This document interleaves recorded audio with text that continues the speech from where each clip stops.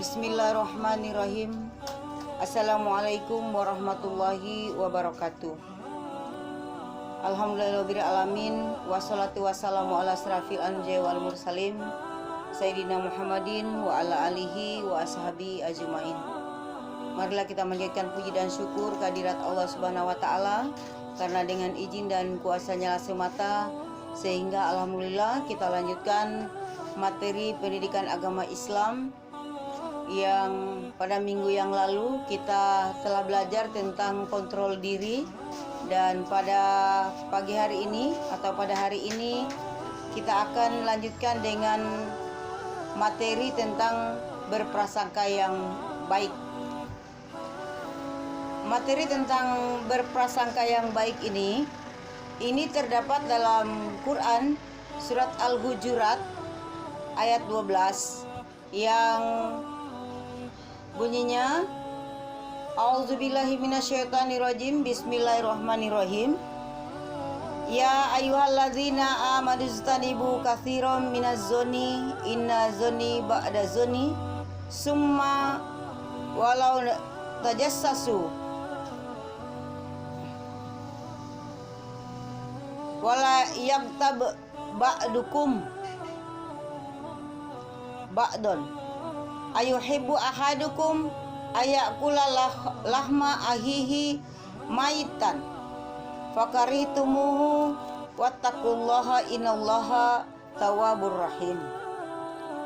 Anak-anakku sekalian, arti daripada Quran surat Al-Hujurat ayat 12 ini artinya, wahai orang-orang yang beriman, jauhilah banyak dari prasangka. Sesungguhnya sebagian prasangka itu adalah dosa. Dan janganlah kamu mencari-cari kesalahan orang lain. Dan janganlah ada di antara kamu yang menggunjing sebagian yang lain. Apakah ada di antara kamu yang suka memakan daging saudaranya yang sudah mati? Tentu kamu merasa jijik, dan bertakwalah kepada Allah. Sungguhnya Allah Maha Penerima Taubat lagi Maha Penyayang. Jadi asbabun nuzul daripada Quran surat Al-Hujurat ayat 12 ini diriwayatkan dari Wuzir yang bersumber dari Ibnu Zuraiz, bahwa ayat ini turun berkenaan dengan Salman Al-Farisi yang bisa selesai makan suka tidur sambil mendengkur pada waktu itu. Ada orang yang mengunjing perbuatannya, maka turunlah ayat ini, yaitu Quran surat Al-Hujurat, dan melarang seseorang untuk mengumpat dan menceritakan aib orang lain.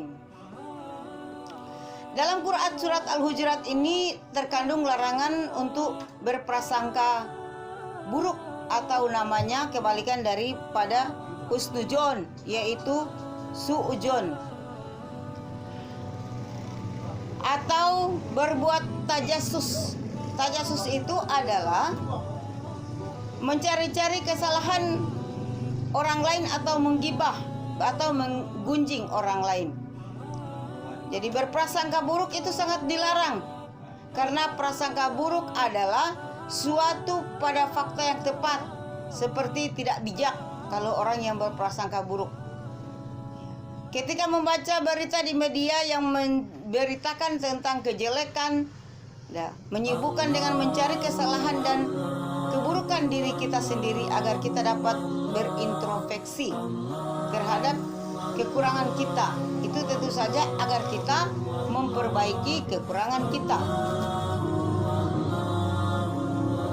Ini ada sabda Rasulullah Shallallahu Alaihi Wasallam yang artinya, dari Al-A'raj dia berkata, Abu Hurairah berkata bahwa satu warisan dari Nabi, beliau bersabda, jauhilah kalian dari prasangka, sebab prasangka itu adalah ungkapan yang dusta, dan janganlah kalian mencari-cari aib orang lain, dan jangan pula saling menebar kebencian, dan jauhilah kalian dari orang-orang yang, dan jadilah kalian sebagai orang-orang yang bersaudara.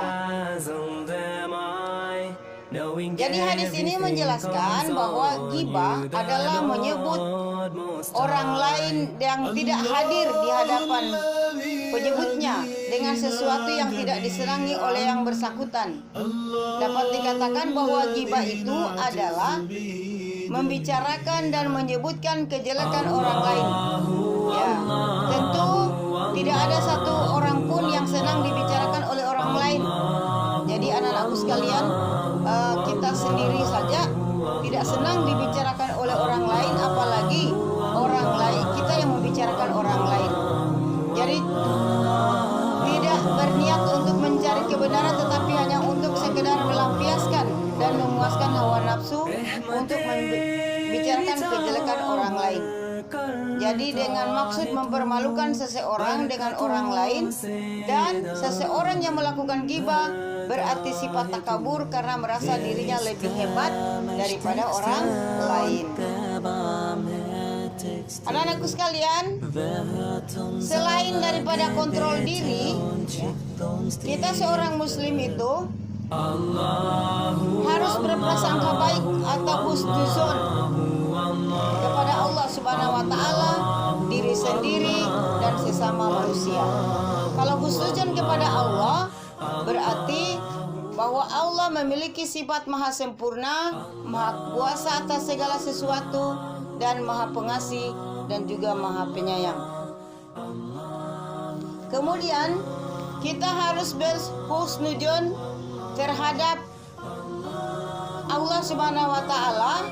Dengan wujud husnuzon kita kepada Allah Subhanahu wa taala, yang pertama adalah bertakwa kepada Allah, melaksanakan segala perintah Allah, artinya meyakini bahwa semua perintah Allah adalah untuk kebaikan manusia itu sendiri. Begitu juga semua larangan berarti pasti akan berakibat buruk kepada diri kita sendiri. Kemudian husnuzon yang kedua terhadap Allah Subhanahu wa taala yaitu husnuzon kita dalam berdoa. Berdoa merupakan permohonan atas segala yang diinginkan seseorang. Seorang muslim yang memiliki husnuzon kepada Allah, namun atau berdoa yakin bahwa doanya akan dikabulkan oleh Allah.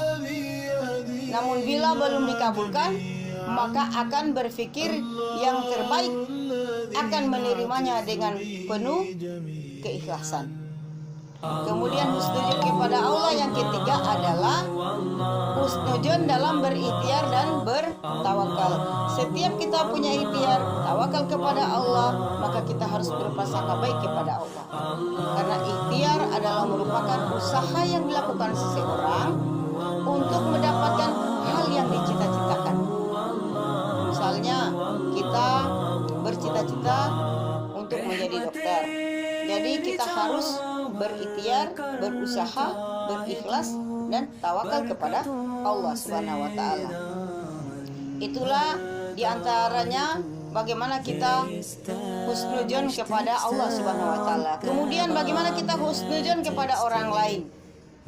Artinya seluruh ucapan, sikap, perbuatan yang dilakukan oleh seseorang akan diterima apa adanya, tanpa diiringi oleh prasangka atau dengan dugaan-dugaan yang bersifat negatif.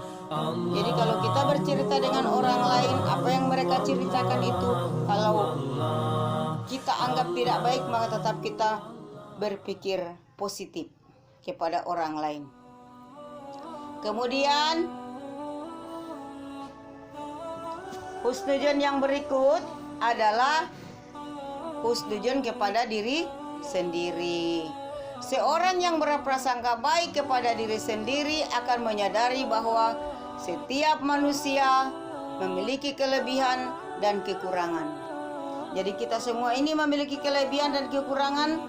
Oleh karena itu, seharusnya manusia senantiasa mensyukuri apapun yang sudah diberikan oleh Allah kepada kita. Tidak merasa rendah diri di hadapan orang lain. Boleh jadi kekurangan yang dimiliki oleh seseorang justru itu kelebihan yang dimilikinya. Jadi merasa syukur apa yang diberikan oleh Allah kepada kita tanpa prasangka yang tidak baik kepada diri kita sendiri. Seorang yang akan mendapatkan banyak hikmah dari perilaku kontrol diri dan berprasangka baik, di antaranya ada beberapa hikmah daripada kontrol diri dan husnuzon. Yang pertama, kalau kita selalu berkontrol diri dan bersifat husnuzon, maka yang pertama meningkatnya sifat sabar kita. Ya, tidak memberikan reaksi terhadap permasalahan yang timbul, harus sabar. Yang kedua, dapat mencegah perilaku buruk atau negatif kepada seseorang. Yang ketiga, mendapatkan penilaian yang positif dari lingkungan. Yang keempat, terbidannya hubungan baik dalam berinteraksi sosial kepada sesama. Kemudian bagaimana kalau kita berhusnuzon? Apa manfaatnya, hikmahnya? Yang pertama, senantiasa bersikap optimis. Pikiran kita selalu ke depan, selalu mendapatkan pikiran-pikiran yang positif, karena kita tidak memikirkan hal-hal yang tidak baik. Kemudian yang kedua, terbentuknya sifat percaya diri dalam diri seseorang. Gigih dan ulet dan tangguh dalam berusaha, dalam berikhtiar. Yang keempat, ridho terhadap takdir yang diberikan oleh Allah kepada kita, karena tugas manusia hanya berusaha dan menentukan adalah Allah Subhanahu wa Ta'ala. Demikian anak-anakku sekalian, materi pendidikan agama Islam untuk kelas 10 tentang husnuzon, kontrol diri, sudah kita pelajari pada minggu yang lalu, dan pada minggu ini kita belajar tentang husnuzon atau prasangka baik, baik kepada Allah, kepada orang lain, maupun prasangka baik kepada diri sendiri. Demikian anak-anakku sekalian, dan bagi anak-anakku sekalian yang belum membuat tugas, dipersilakan, karena masih banyak ini yang belum melaksanakan tugas. Tugas yang pertama itu yaitu mencatat ayat, dan juga yang kedua ini mohon tanpa ada paksaan dari siapapun, ayat Al-Quran ini juga surat Al-Hujurat ayat 12 juga tolong dicatat bersama dengan terjemahannya.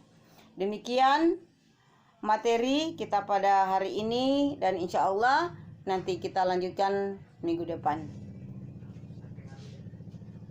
Sekian, Assalamualaikum warahmatullahi wabarakatuh.